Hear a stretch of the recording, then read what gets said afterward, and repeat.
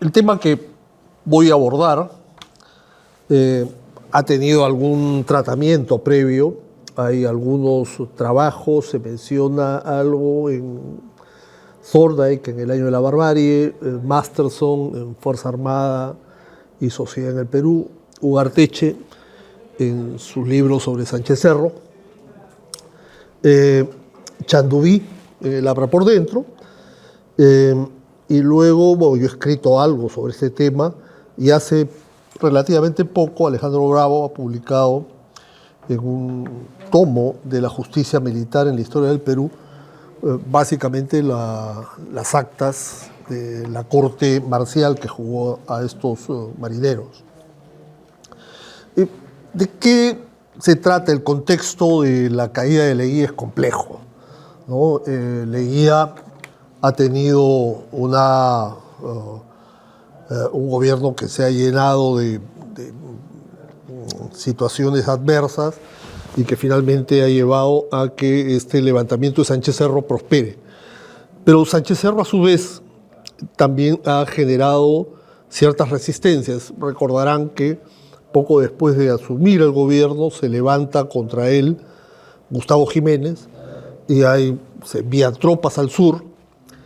Y la Marina, que ha tenido mucha cercanía a Leguía, Leguía ha creado el Ministerio de Marina un poco para restarle poder, valencia política al ejército, esto va a tomar una actitud de detener los buques que están llevando las tropas al sur, emiten un comunicado diciendo bueno, que la Armada no va a contribuir a que nos matemos entre los peruanos.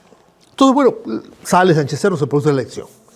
Y en la elección, también sabemos, va a ganar Sánchez Cerro, es cuestionada esta elección, pero aún así, el APRA logra una representación importante en el Congreso.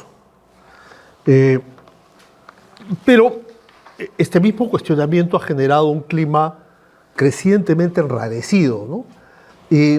Y en ese contexto, el gobierno de Sánchez Cerro, en la primera parte, ha emitido algunos dispositivos legales para, digamos,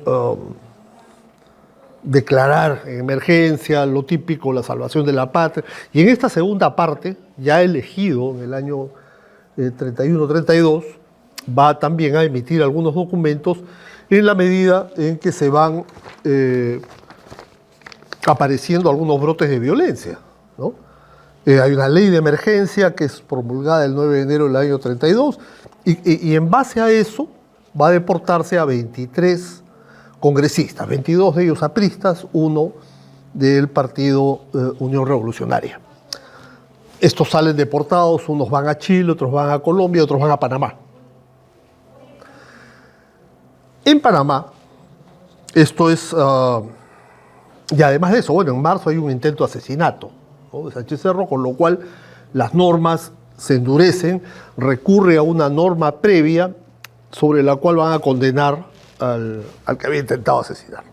Bueno, en Panamá hay varios congresistas y los buques de la escuadra desde la década del 20 hacen un viaje durante el verano, un viaje de entrenamiento y a veces de mantenimiento, y en este caso, en el año 32, van a ir a Panamá para hacer, bueno, aparte del entrenamiento, las reparaciones de los buques.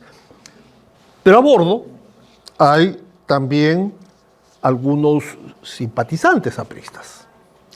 El APRA cala, en realidad, en varios estamentos, no solamente pues, de los trabajadores, también de la Fuerza Armada.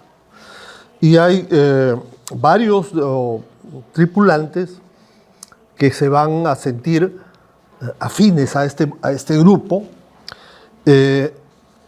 y que van a reunirse con los congresistas, con algunos congresistas.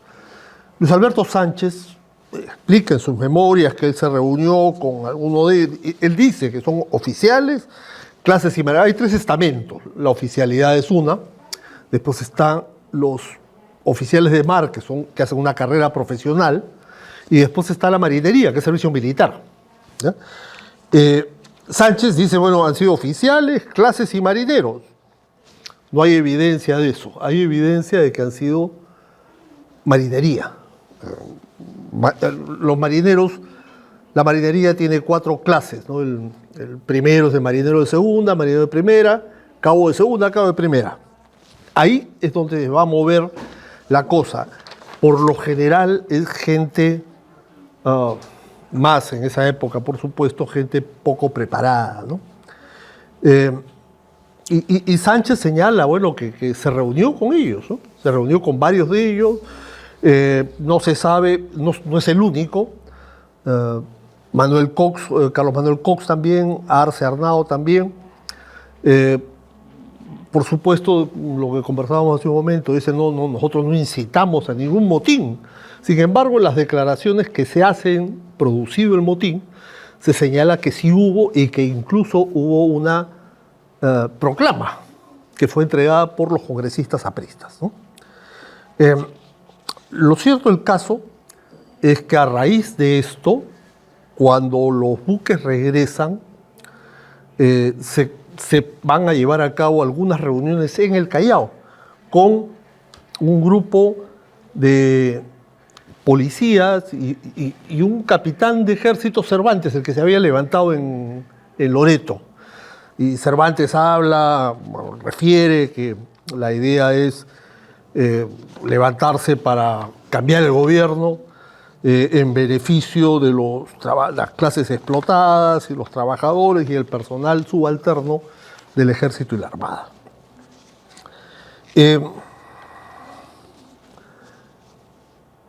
Y esto es durante el mes de abril. 6 de mayo, Aya de la Torre es detenido, ¿ya?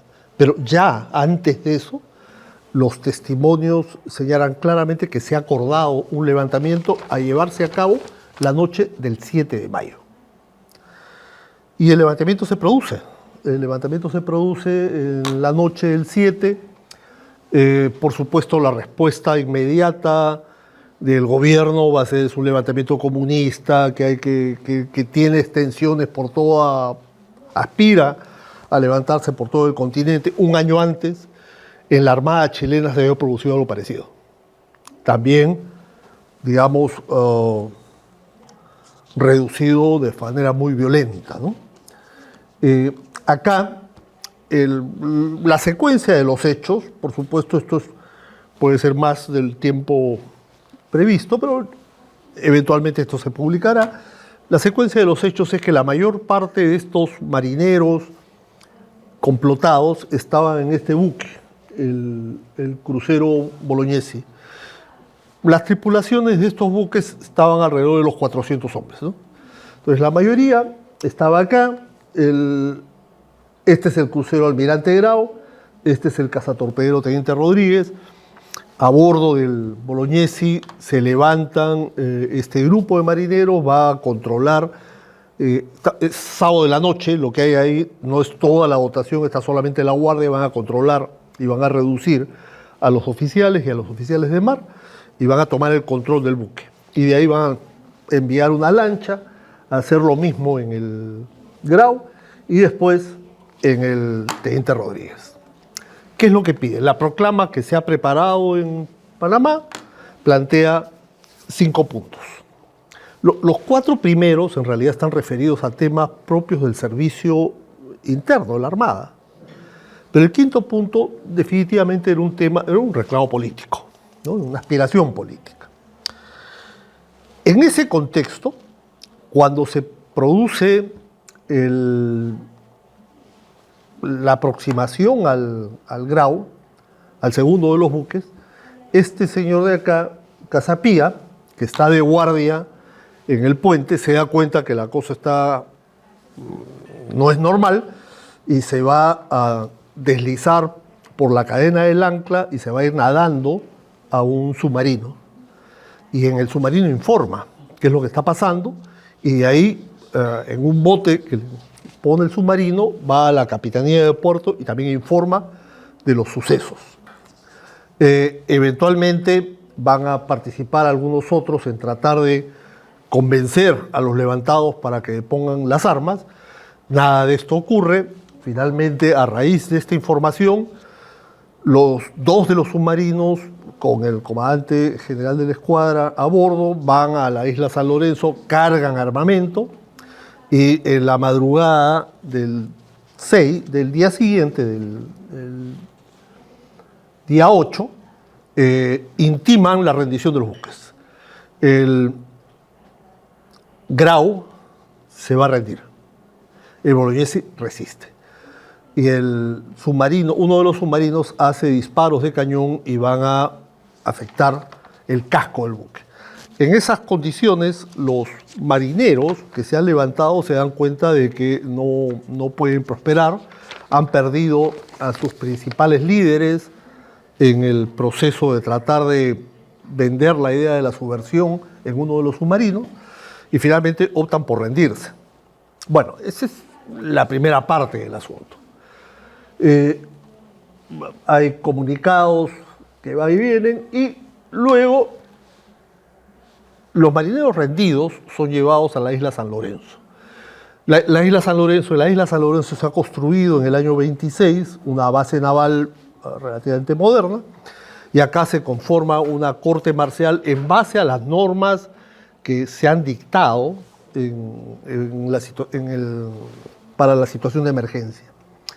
Esta corte marcial va a juzgar a 30 y tantos marineros y va a encontrar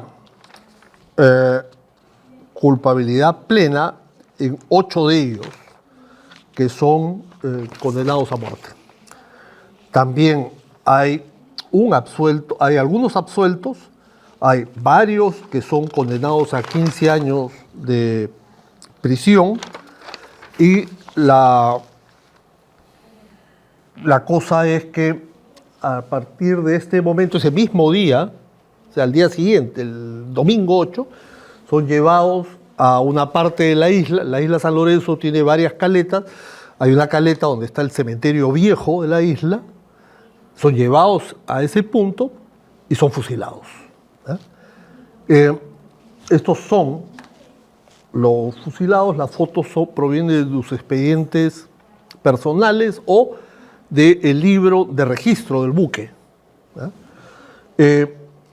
Bueno, la historia es larga, sobre esto ha habido mucha mitología, hay un sacerdote que acompaña para darle las últimas, confortar su espíritu al final, que va a escribir después y se publica eso en la revista de la Universidad Católica años más tarde.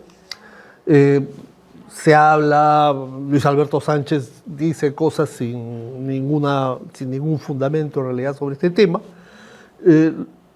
Lo cierto es que se fusila primero a 4 y después a los otros 4, y son enterrados ahí. Van a permanecer en la isla hasta el 46, cuando en el gobierno de Bustamante la nueva cédula parlamentaria pide que sean exhumados, y son exhumados y hay una ceremonia y son trasladados a Bellavista. Todavía no he encontrado, yo sé que hay un grupo en la web que rinde homenaje a los marineros, todavía no he encontrado la tumba, pero poco después de eso, en el mismo año 32, ocurre lo de Trujillo. Y la historia es más larga, porque hay también una investigación sobre las responsabilidades de los comandantes de los buques, y encontré también la ceremonia de homenaje que se hace en el año 46 a estos tripulantes en la Casa del Pueblo. Dicen que no y otros dicen que sí, que en realidad mi percepción es que se aprovecharon lamentablemente los líderes apristas. Bueno, idealizaron la posibilidad de que esto pudiera prosperar. Creo que se aprovecharon de un poco de la poca preparación de estos marineros y los embarcaron en un proyecto que no tenía mucho futuro. Se ha discutido, de hecho, el Colegio de Abogados de la época discutió la legalidad del fusilamiento. Pero lo cierto del caso es que esto se produjo y generó algo que le tocará más bien más cerca, próximo a quien me sigue, que es parte de la martiriología aprista. That's it. Vamos a tratar ahora el tema de Haya y el APRA desde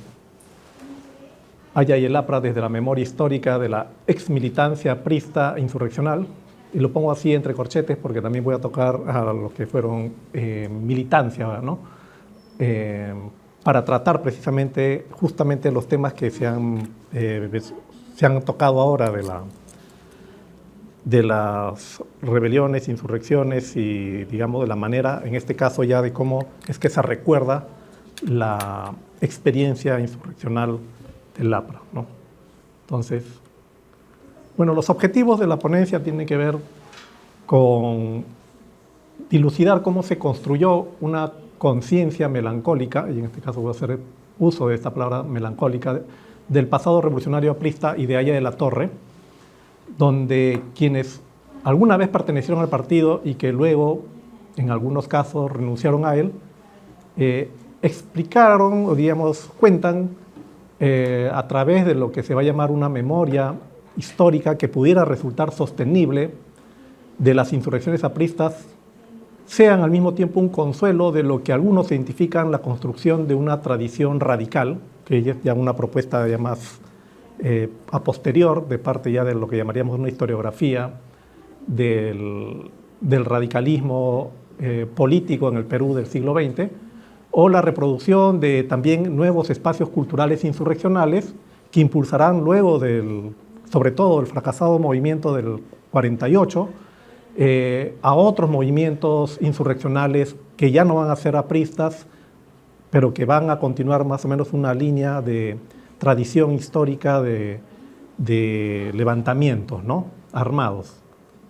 En ese sentido, propongo, diríamos más bien, estos términos de melancolía, junto con el de consuelo e historia, desde las propuestas del historiador Enzo Traverso. No se ve bien ahí porque es un poco pequeña la letra y además descolorida.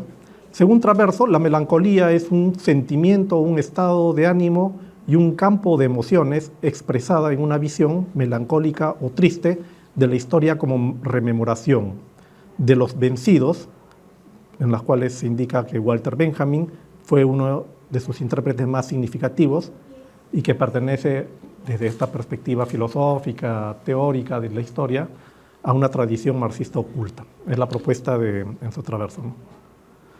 En este sentido, la melancolía hay que entenderlo no tanto como un sentimiento de refugio de un universo cerrado de sufrimiento y remembranzas, sino también como una constelación de emociones y sentimientos que envuelven una transición histórica que sería la única manera en la búsqueda de nuevas ideas y proyectos que pueden coexistir con la pena por un reino perdido de experiencias revolucionarias.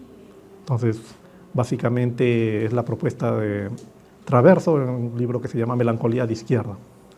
En ese sentido, lo que propone, en otras palabras, Traverso es entender de que la melancolía, la tristeza, que sobre todo entre los movimientos revolucionarios que primaron desde a lo largo, diríamos, del siglo XX, encierra una serie de posibilidades, potencias y capacidades para transformar la realidad con una visión prometedora del futuro a partir del expreso reconocimiento del presente derrotado, en este caso el presente de la derrota que se vivió en los años 40, ¿no?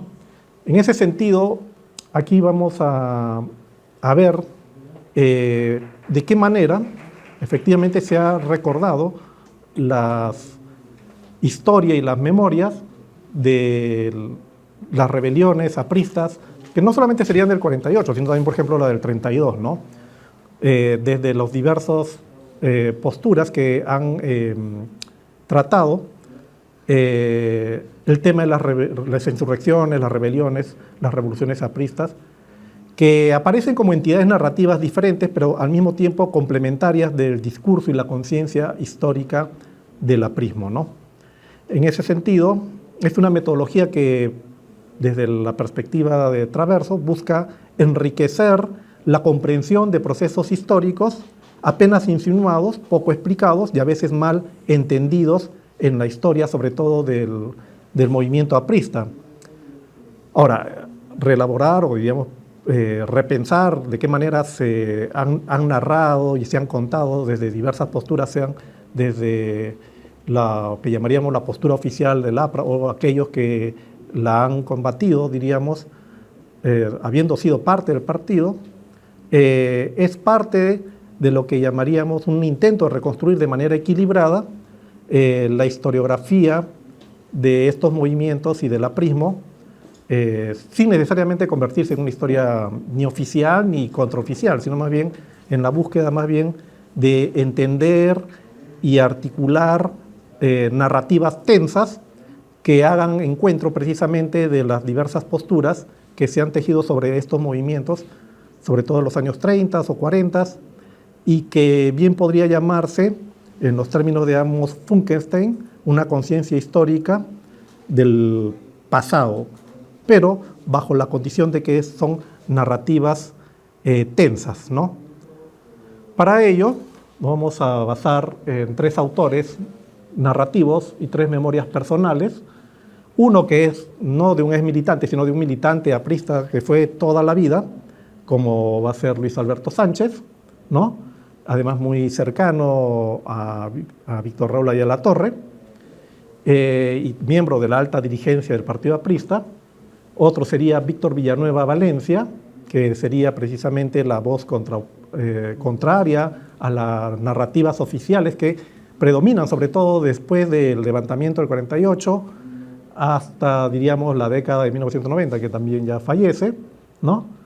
Antiguo militante aprista, por cierto, que fue miembro activo del Comando Revolucionario que se levanta en 1948 en el Callao. Y otro personaje que es Luis Chanduví Torres, del cual no he conseguido la imagen, tampoco los datos de su biografía, pero que es muy citado, sobre todo para entender lo que es un testimonio desde adentro del partido aprista, habiendo sido el mismo militante del partido aprista hasta los años 48, ¿no? Entonces, bueno, básicamente la memoria que se tiene de estos movimientos y de las insurrecciones del partido aprista desde la perspectiva de Luis Alberto Sánchez, que básicamente entiende al aprismo en este sentido, un partido con un, diríamos, carácter público, democrático, masivo, ¿no? Y sobre todo por el carácter disciplinado del partido. Lo dice así en los textos que escribe y que publica en el año 79, que se llama Apuntes para una biografía del partido aprista, ¿no? Donde aparece lo siguiente, dice: el aprismo no era una azonada ni un movimiento espontáneo, por el contrario, era lo más parecido a un ejército o una iglesia. Más que una fuerza militar, era un referente moral e ideológico que dotaba a la sociedad peruana de un repertorio nuevo de palabras como imperialismo, marxismo, clases o lucha de clases, y que en el ambiente imperante de esa época era confesarse comunista y por tanto ser considerado enemigo de la sociedad. Sin embargo, lo que muestra, digamos, a Luis Alberto Sánchez, preferentemente, digamos esto a partir de la introducción que hace al primer volumen de estas memorias que escribe sobre los apuntes biográficos de la historia del partido aprista, es el 12 de noviembre de 1933, por ejemplo, se realizó el mitin de reencuentro organizado por el PAP, teniendo como escenario la Plaza de Toros, en donde Haya había lanzado las ideas cardinales del APRA 2 años antes, y en la cual Seoane y Sánchez habían leído y explicado el primer programa de acción de su partido. ¿Qué es lo que se ve aquí, diríamos, en este texto que además está en su introducción de su publicación del 79? Bueno, en términos, diríamos, de una nostalgia, una melancolía sobre aquellos años que prometían ser magníficos para reformas que la doctrina aprista inspiró y que estaban aplicando en otras partes del continente, mientras que en Perú solo se escuchaban a través de discursos políticos que apenas se dejaban manifestar por el recelo de las autoridades militares, pero que expresan en el fondo la debilidad derivada de la trágica derrota política y militar de la primera década de la existencia del partido. Entonces, allí lo que señala básicamente Sánchez es que lo impresionante, indica Sánchez, no fue sin embargo la enorme presencia aprista en la Plaza de Hacho tras el momento traumático de la persecución a la clandestinidad. Para quienes formaron parte de la militancia o simpatizaban con Haya o el partido, lo importante no fue la queja o la protesta, sino la contención moral de los líderes sobre unas masas indignadas o heridas que esperaban una revolución o por lo menos un resarcimiento moral. Nada de eso pasó, ni siquiera un reclamo reivindicatorio, ni una demanda de justicia para las víctimas presas, torturadas o asesinadas por la represión gubernamental. Solo se vio esa disciplina que logró el mitin que se disolviera con calma, obedeciendo indicaciones recibidas de sus respectivos comandos partidarios. En ese sentido, diríamos, el argumento que atraviesa la historia, diríamos, lo que va a ser luego ya las insurrecciones, las rebeliones, es que el partido siempre fue democrático y siempre fue conciliador, diríamos, con el sistema político que buscaba el equilibrio y la democracia. En cambio, para alguien como Víctor Villanueva Valencia, que, como le digo, va a ser uno de los líderes del levantamiento del 48, recordar, diríamos, estos hechos y lo que significa la historia del APRA, según sus escritos, como por ejemplo El APRA en busca del poder de 1930-1940, que es una edición publicada en el 75, significaba fundamentalmente recordar que las experiencias fallidas de aquellos años lo recuerdan más como una traición de la dirigencia a las bases insurreccionales, que en última instancia estaban inspiradas por el anarcosindicalismo germinal del movimiento. Lo que dice en ese sentido Villanueva es que la revolución del 32 no fue ordenada, ni siquiera permitida, y sí más bien obstaculizada por los líderes del partido. Argumento que, diríamos, se escribe en los años 70 sobre la rebelión del 32, pero que en realidad nos lo retorna a un viejo texto del año 54, que se publica inicialmente en Chile, luego en Perú, en el año 56, que es La tragedia de un pueblo y un partido, ¿no? Donde dice que en la revolución del 3 de octubre del 48 se cometieron algunos errores en su planificación y organización debido principalmente al deseo de hacerla lo más pronto posible. También hubo fallas en ejecución. Sin embargo, como se verá, ninguno de esos errores o fallas fueron suficientes para, aún sumados, producir el fracaso del movimiento. Fue el sabotaje, la desmovilización de las masas, las llamadas contraórdenes, las que causaron el desconcierto, desmoralización a los hombres y paralizaron muchas acciones que en otras condiciones habrían tenido éxito, ¿no? No es el único, digamos, que ya desde la orilla opuesta habla de la traición, ¿no? Y que va a terminar precisamente en lo que va a ser en algunos casos los fusilamientos, como los años 30, o también ya en los años 48, sino también el hecho de que, por ejemplo, el otro, diríamos, narrador, que es Luis Chanduví, que escribe un libro, El APRA por dentro. Chanduví había sido licenciado del ejército y militante aprista hasta el 48, ¿no? Pero hacia los años 80 escribe también en base al argumento de la traición de la dirigencia aprista. Se remite en este caso a la personalidad directa de Haya, el haber perdido deliberadamente las oportunidades que la militancia del partido le había ofrecido para llevarlo a él y a su ideario al poder. En suma, lo que dice en este caso ya no es tanto solamente por motivos políticos, sino sobre todo por un motivo de una personalidad demagógica y egolátrica de Haya de la Torre, lo cual lo conduce a, primero, demostrar de que es un responsable directo del fracaso del 48 y, en segundo lugar, traiciona, diríamos, las aspiraciones del movimiento aprista, ¿no? En todo caso, que estaba alentado además por la demagogia del caudillismo. En última instancia, ¿qué es lo que señala ya, y acá y para ir cerrando, el tema, diríamos, de las consecuencias de la memoria y una conciencia histórica que en este caso se construye en términos melancólicos en el aprismo, pero en el sentido sobre todo de una tristeza que no se puede procesar, de manera adecuada para convertirlo en una capacidad potencial de transformación del movimiento que había sido golpeado y derrotado duramente en sucesivas rebeliones en los años 30 y en los años 40, pero que tampoco habla mucho, diríamos, en medio de estas acusaciones narrativas o defensivas que hace, por ejemplo, Luis Roberto Sánchez frente a Villanueva y a Chanduí, del hecho de que hay, diríamos, un contexto bien complejo de desestabilización de los años 30 y 40, de lo que llamaríamos una tensión en el movimiento de las instituciones democráticas e institucionales que tenía que afrontar la dirigencia no solamente frente a lo que sería el régimen oligárquico, sino también frente a lo que sería las bases juveniles, insurreccionales, que se mueven muchas veces más allá de lo que decide la propia dirigencia. En todo caso, esta es una situación de tensión narrativa que no termina de ser cuajada ni procesada y que hasta la muerte misma de La Torre, y esta es una entrevista del año 78 que le hace al periodista Alfredo Barnechea a La Torre, donde le pregunta sobre precisamente el movimiento insurreccional del 48. Estamos en el año 78, según aquí muestra este video.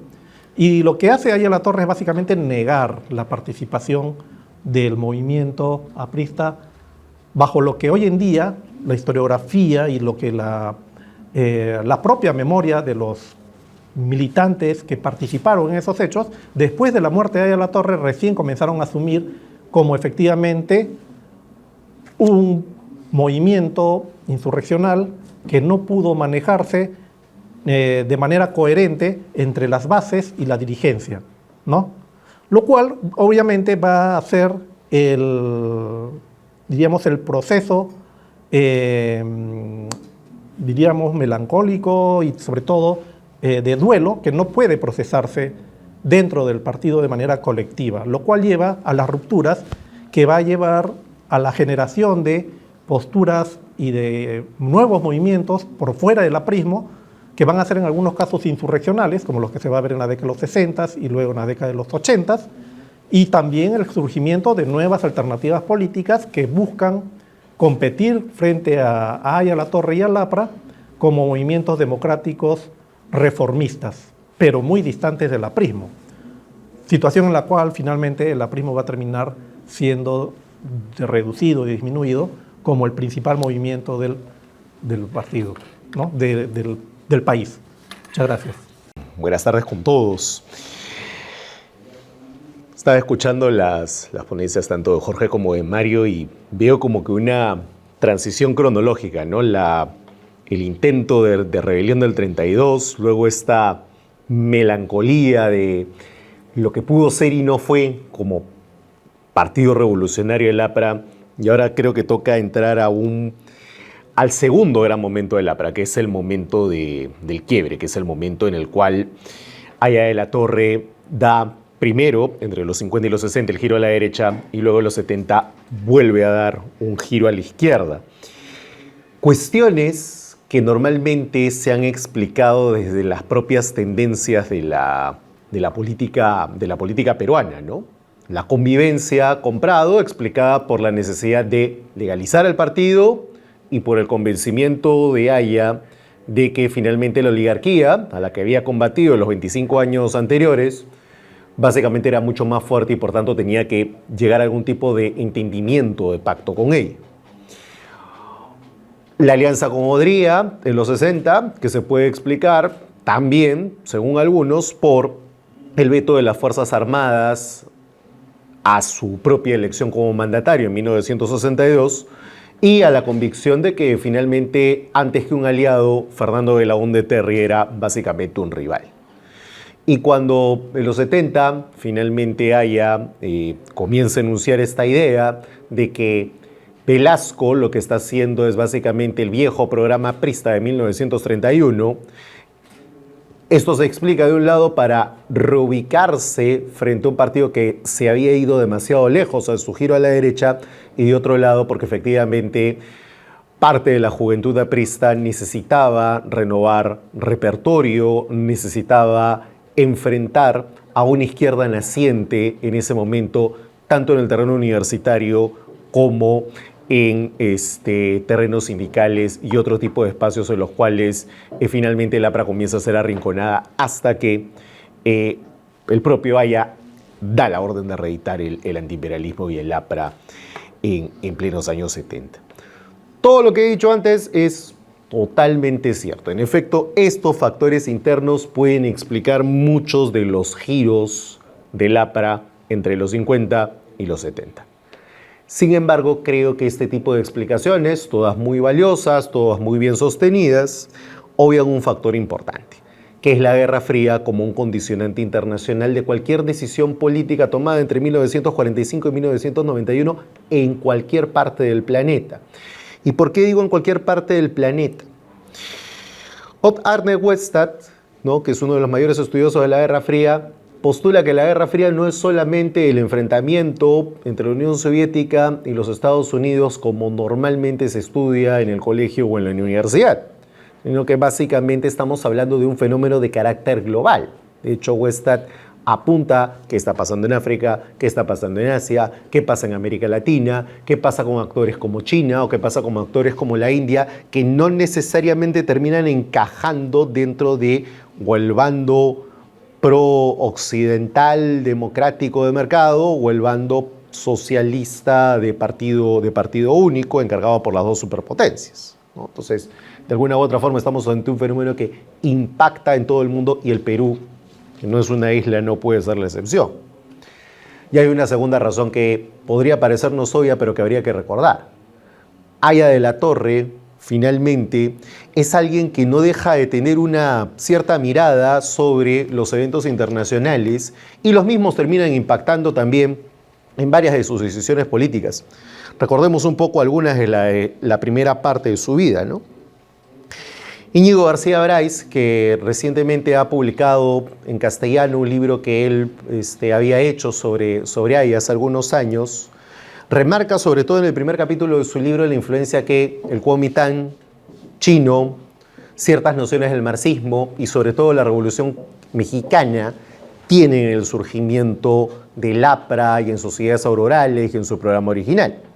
Carlos Granés, experto colombiano en delirio americano, una suerte de gran historia política y artística de América Latina del siglo XX, alude sobre todo al impacto del arielismo, ¿no?, como una corriente política que de alguna u otra forma genera en Haya una actitud distante de los Estados Unidos, una distancia que, como vamos a ir viendo en esta presentación, se va a ir acortando con el transcurrir de las décadas. Y cuando viene la Segunda Guerra Mundial, Haya de la Torre decide clara y notoriamente embarcarse en la causa aliada. No solamente por la convicción que él tiene de que el fascismo es un peligro mucho mayor, sino también por el hecho de que él observa en Franklin Delano Roosevelt, que fue el presidente durante la Segunda Guerra Mundial, que él ya había emprendido desde los años 30 lo que Haya llamó la política del buen vecino, que era evitar, por lo menos momentáneamente, cualquier tipo de injerencia indebida en asuntos internos de países latinoamericanos, como había sido la regla más bien de los Estados Unidos en el inicio del siglo. Ubicados ya en 1945, la Segunda Guerra Mundial de alguna u otra manera propicia, y esto lo dice Samuel Huntington, una segunda ola de democratizaciones, una ola que llega hasta 1962, el punto más álgido de la Guerra Fría. Y el Perú no fue la excepción a la misma, ¿no? Y eso de alguna u otra manera va a generar el movimiento que acompaña a José Luis Bustamante Rivero como presidente, ¿no?, el Frente Democrático Nacional, en donde el APRA, con legalización prometida, quiere tener de alguna u otra manera la voz cantante. Pero además, el APRA comienza a enfatizar a partir de 1945 un rasgo que ya es detectado tanto por García Brais como por Nelson Manrique: el hecho de que es un partido que, siendo de izquierda, se declara anticomunista. Si bien es cierto que el APRA bebe de algunas cosas y algunas raíces marxistas, es claro que el APRA dice, bueno, llegado el momento nos vamos a tener que aliar con el capital, y en segundo lugar, esta revolución de clase que nosotros queremos emprender es una revolución de varias clases sociales, donde la clase media y sobre todo la clase intelectual es la que va a tener el rol cantante en todo esto. y ese anticomunismo se vuelve mucho más fuerte cuando arranca la Guerra Fría. Entonces, durante el gobierno de Bustamante, ¿qué es lo que pasa con Haya? Haya y varios de los dirigentes apristas comienzan a ir con relativa frecuencia a los Estados Unidos. Comienzan a tener reuniones que no es que no las tuvieran antes, sino que comienzan a ser cada vez más frecuentes con la delegación diplomática en Lima y también con representantes del gobierno de los Estados Unidos en Washington y en otras ciudades. La CTP, la Confederación de Trabajadores del Perú, el gran sindicato paraguas del APRA, se logra afiliar a la American Federation of Labor and Congress of Industrial Organization, que es básicamente una gran organización de sindicatos anticomunistas propiciada por los Estados Unidos. En lo que no tuvo el éxito el APRA en la época de Bustamante es que los Estados Unidos, conforme se acentuaba el pleito entre el viejo partido y el presidente, optara por el viejo partido, ¿no? Cuando comienzan a cambiar un poco las cosas para allá, en octubre del 48, cuando se frustra una segunda rebelión de marineros y de simpatizantes apristas del 3 de octubre, viene el golpe de Odría y finalmente Odría muy rápidamente dice: yo sí, soy un gobernante autoritario, pero yo soy antiaprista, pero sobre todo anticomunista. Y cuando saca esa carta el gobierno de Truman, inmediatamente dice: no se preocupe, señor, vamos a mantener relaciones con ustedes. ¿Y qué pasa con Haya? A los pocos meses se tiene que asilar por decisión partidaria en la Embajada del Perú en Colombia. Lo cual genera que Haya quede en una especie de limbo durante 5 años. Porque si bien Colombia le da el asilo, finalmente Haya de la Torre no puede salir porque el gobierno de Odría no le da el salvoconducto. Haya intenta aprovechar esto para definitivamente presentarse como un líder democrático cuya causa en favor de la libertad podía despertar ciertas adhesiones. Los Estados Unidos no lo toman en cuenta, o por lo menos no tanto. Y claro, en ese momento, en medio de la desesperación, y esto lo resalta mucho Nelson Manrique en su libro Usted fue aprista, Haya de la Torre llega a dar una de esas declaraciones que luego hasta propio Luis Alberto Sánchez le va a recriminar. Llega a prometer que 5.000 apristas podían ser enviados a la Guerra de Corea, ¿no? Como parte de esta visión de la Guerra Fría. ¿Quiénes le hacen caso a Haya en ese momento? Básicamente organizaciones no gubernamentales, organizaciones no académicas con las cuales él va tejiendo cierto tipo de hilos, pero el gobierno de los Estados Unidos en ese momento no toma partido por Haya nuevamente. En el año 54, finalmente, Haya viaja fuera del país con un pasaporte acotado en su momento a México. No podía viajar a los Estados Unidos, pero tiene las habilidades suficientes como para poder publicar un artículo en la revista Time, una de las más célebres en ese momento, no, pero la revista Life, de las más célebres de ese momento, en la cual, ojo, no solamente reseña su paso por la embajada colombiana en Lima, sino que también comienza a decir: oye, los Estados Unidos no es tan malo como yo lo pinto, o como yo lo pintaba en los años 30. De hecho, el propio Haya termina apoyando el golpe de 1954 contra Jacobo Arbenz, que, según la mayor parte de historiadores, hay un consenso de que efectivamente fue propiciado de cierta manera por intereses estadounidenses, ¿no? Eso genera reacciones dentro del APRA, ¿no? Manuel Tausen y Luis Barrios le mandan una carta súper furibunda tratando de empujar eso. Estados Unidos lo sigue mirando con sospecha. El Haya que está ya en libertad a partir del año 54 es un Haya que mira menos a los Estados Unidos, sigue teniendo ciertas banderas nacionalistas, ¿no? Como decir, al igual que el canal de Panamá, el canal de Suez tiene que ser nacionalizado. Pero al mismo tiempo es un Haya que está mirando otras partes del mundo, ¿no? Se impresiona con Nehru, el líder de la India, se impresiona con Josip Broz Tito, el líder de Yugoslavia, le interesa mucho el estado de bienestar en Escandinavia, de hecho escribe toda una serie de artículos periodísticos sobre la Europa nórdica, ¿no? Y acá se presenta una paradoja, ¿no? Haya de la Torre, ¿no?, que digamos, se encandila con Nerú, se encandila con Tito, no reivindica dos de las grandes obras de Nerú y Tito, ¿no? Que es básicamente la construcción del concepto del tercer mundo y la construcción de grupos como los no alineados o el grupo de los 77, ¿no? Eso lo van a terminar haciendo más bien los seguidores de Haya, incluyendo al propio Andrés Tausen, pero sobre todo quien lo va a terminar haciendo es el gobierno de Velasco, que termina hiriéndose tanto al grupo no alineado como al grupo de los 77. Haya tampoco reivindicará la teoría de la independencia, ¿no?